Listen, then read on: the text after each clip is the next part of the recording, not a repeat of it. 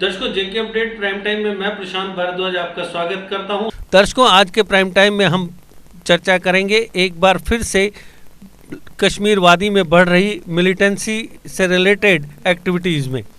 Security forces के कहर से सहमे आतंकवादियों ने अचानक से फिर जम्मू कश्मीर, खासतौर पर कश्मीर में सर उठाने की कोशिशें तेज कर दी हैं।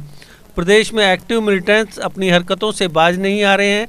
15 अगस्त के करीब आते ही आतंकवादी किसी भी तरह से गड़बड़ी फैलाने की कोशिशों में लगे हुए हैं। इस हफ्ते की शुरुआत में सोमवार को आतंकवादियों ने बीजेपी के कुलगाम किसान मोर्चा के प्रमुख और सरपंच तथा उनकी पंचपत्नी की गोली मारकर हत्या कर दी थी। आतंकवादियों ने साउथ कश्मीर के अनंतनाग में सरपंच और भाजपा किसान मोर्चा की कुलगाम जिला इकाई के अध्यक्ष गुलाम रसूल डार और उनकी पंचपत्नी जवाहर बेगम पर फायरिंग की थी। कुलगाम के रेडवानी के रहने वाले डार भाजपा समर्थित सरपंच थे। उन्होंने पिछले साल डिस्ट्रिक्ट डेवलपमेंट काउंसिल का चुनाव भी लड़ा था, लेकिन हार गए थे। डार मौजूदा वक्त में अनंतनाग में किराए के मकान में रह रहे थे। आतंकवादियों ने मंगलवार सुबह साउथ कश्मीर के शोपियां जिले में क्रालचेक में सीआरपीएफ की रोड ओपनिंग पार्टी पर हमला कर दिया, जिसमें एक जवान घायल हो गया। रोड ओपनिंग पार्टी को काफिलों के गुजरने से पहले किसी सड़क की सुरक्षा के लिए तैनात किया जाता है। हमले में कांस्टेबल अजय कुमार घायल हो गए। मंगलवार को ही आतंकवादियों ने सुरक्षा बलों पर हैंड ग्रेनेड से हमला किया। ये हमला श्रीनगर के काफ़ी व्यस्त रहने वाले हरि सिंह हाई स्ट्रीट के पास हुआ। आतंकवादियों ने सुरक्षा बलों को निशाना बनाकर ग्रेनेड फेंका। हालांकि निशाना चूक जाने से ग्रेनेड सड़क पर जा गिरा, लेकिन इस दौरान धमाका होने और इसकी जद में आने से करीब 9 स्थानीय नागरिक घायल हो गए। सिक्योरिटी फोर्सेज ने मंगलवार को हरि सिंह हाई स्ट्रीट श्रीनगर में ग्रेनेड हमले के करीब 1.5 घंटे बाद लाल चौक में सर्च ऑपरेशन के दौरान एक लोकल न्यूज एजेंसी के सब एडिटर आदिल फारूक को 2 हैंड ग्रेनेड समेत पकड़ लिया, जबकि उसका एक साथी फरार होने में कामयाब रहा। हालांकि पुलिस ने भाग निकले उसके साथी के बारे में किसी भी तरह की जानकारी से इनकार किया है। आपको बता दें कि आदिल फारूक 2019 में राष्ट्र विरोधी और आतंकवादी गतिविधियों में शामिल होने के आधार पर पब्लिक सेफ्टी एक्ट के तहत जेल काट चुका है। आदिल फारूक को पुलिस ने पुलवामा हमले से एक दिन पहले 13 फरवरी 2019 को पीएसए के तहत पकड़ा था।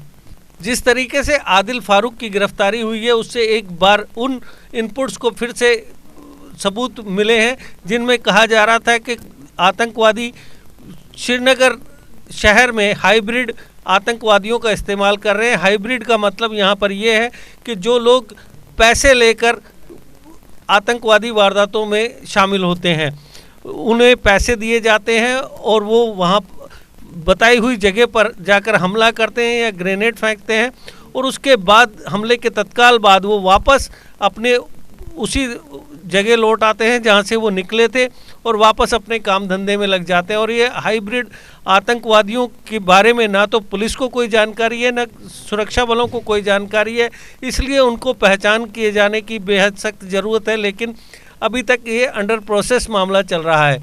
पुलिस के मुताबिक शाम करीब 4:15 बजे लाल चौक में मक्का बाजार के पास तलाशी ले रहे जवानों ने 2 ग्रेनेड के साथ खरीव पामपुर के निवासी आदिल फारूक भट्ट को पकड़ा।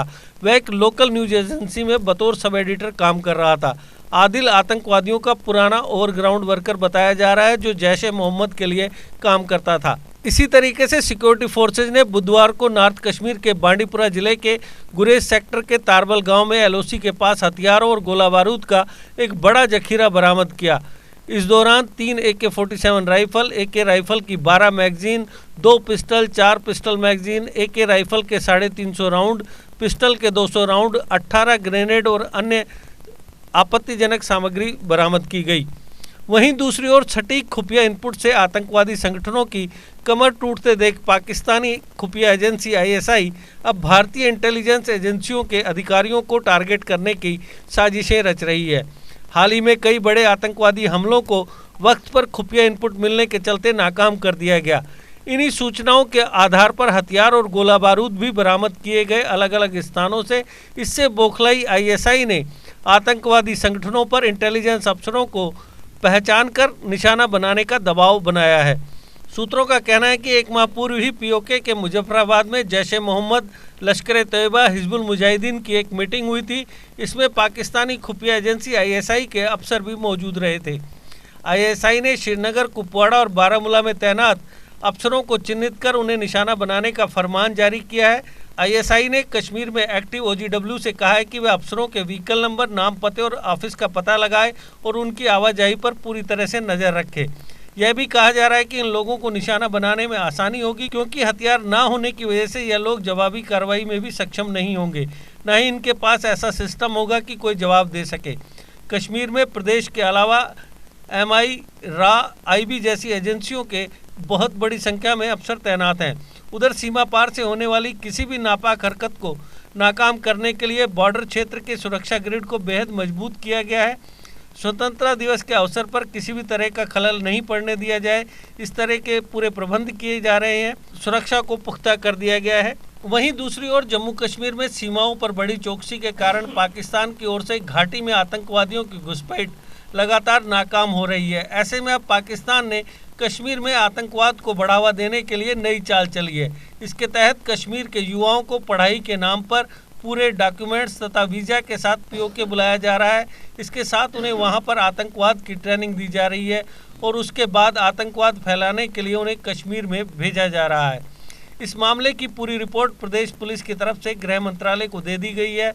इसमें बताया गया है कि 2017 तथा 2018 में 57 युवा वीज़ा पार कर सीमा के दूसरी ओर गए थे। जानकारी के मुताबिक प्रदेश में बॉर्डर पर सख्ती होने के बाद घुसपैठ करने में मुश्किलात पेश आ रही हैं। इस तरफ के युवा आतंक की ट्रेनिंग लेने के लिए दूसरी तरफ नहीं जा पा रहे।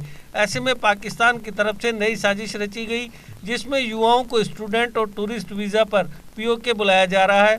POK में युवाओं को मिलिटेंसी की ट्रेनिंग दी जाती है। DGP दिलबाग सिंह के मुताबिक कुल 57 युवा कश्मीर से सीमा के दूसरी तरफ वैलिड वीज़ा पर गए थे।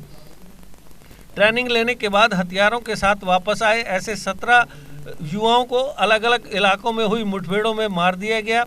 इसके अलावा कश्मीर में अभी भी ऐसे 13 आतंकवादी एक्टिव हैं जो वीज़ा पर दूसरी तरफ गए थे। यह 13 आतंकवादी कई संगठनों के साथ काम कर रहे हैं। इसके अलावा 17 आतंकवादी ऐसे हैं जो उस तरफ हथियारों की ट्रेनिंग के लिए गए थे और अभी तक वापस नहीं लौटे हैं। उन्हें घुसपैठ करके इस तरफ आने का मौका नहीं मिल रहा। बॉर्डर पर सख्ती को बढ़ा दिया गया है। पाकिस्तान ऐसा इसलिए कर रहा है क्योंकि इस तरफ से युवा हथियारों की ट्रेनिंग के लिए सीमा पार नहीं जा पा रहे थे।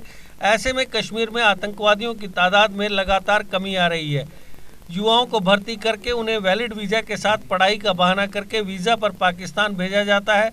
वहां से उन्हें POK में स्थित ट्रेनिंग कैंपों में भेज दिया जाता है। पुलिस ने ऐसे युवाओं का पूरा रिकॉर्ड बनाकर रखा है जो पढ़ाई के लिए पाकिस्तान गए और उसके बाद वापस नहीं आए। जम्मू डिवीज़न में भी आतंकवादी संबंधी गतिविधियों में पिछले कुछ दिनों में तेज़ी दर्ज की जा रही है। कई स्थानों से हथियार बरामद किए गए हैं। इसके अलावा ड्रोन देखे जा रहे हैं। वहीं दूसरी ओर कुछ इलाकों में पाकिस्तान इंटरनेशनल एयरलाइंस के प्लेन की शेप के कुछ बैलून्स भी मिले हैं, जिनसे लोगों में दहशत है। लेकिन सुरक्षा बलों की मुस्तैदी को देखते हुए जनता राहत की सांस ले रही है। ये सारा खुलासा साफ करता है कि जब तक पाकिस्तान अपनी नापाक हरकतों से बाज नहीं आएगा, तब तक जम्मू कश्मीर में सामान्य स्थिति और शांति की बहाली की डगर काफ़ी कठिनाइयों से भरी होगी। इसलिए यह बेहद ज़रूरी और वक्त की मांग है कि पाकिस्तान को कंट्रोल करने के लिए उसके खिलाफ जल्द कोई प्रभावी कार्रवाई की जानी चाहिए, क्योंकि पाकिस्तान बातों से समझने वाला नहीं है। आज के प्राइम टाइम में दर्शकों इतना ही। कल फिर किसी नए मुद्दे पर आपसे करेंगे विचार विमर्श। तब तक दीजिए इजाजत। नमस्कार। GK अपडेट रहे हमारे साथ। अगर आप ये वीडियो YouTube पर देख रहे हैं तो हमारे YouTube चैनल को सब्सक्राइब करें और बेल आइकन को क्लिक करें। अगर आप ये वीडियो Facebook पर देख रहे हैं तो हमारा Facebook पेज लाइक जरूर करें।